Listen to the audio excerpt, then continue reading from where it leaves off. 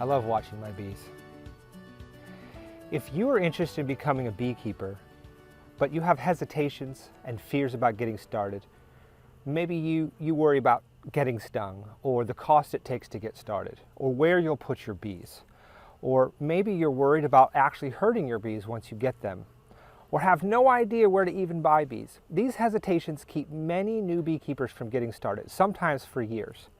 If this describes you, I'd love you to join me on this webinar, where we'll talk about these hesitations, how to overcome them, and find the resources to become confident in getting started as a beekeeper.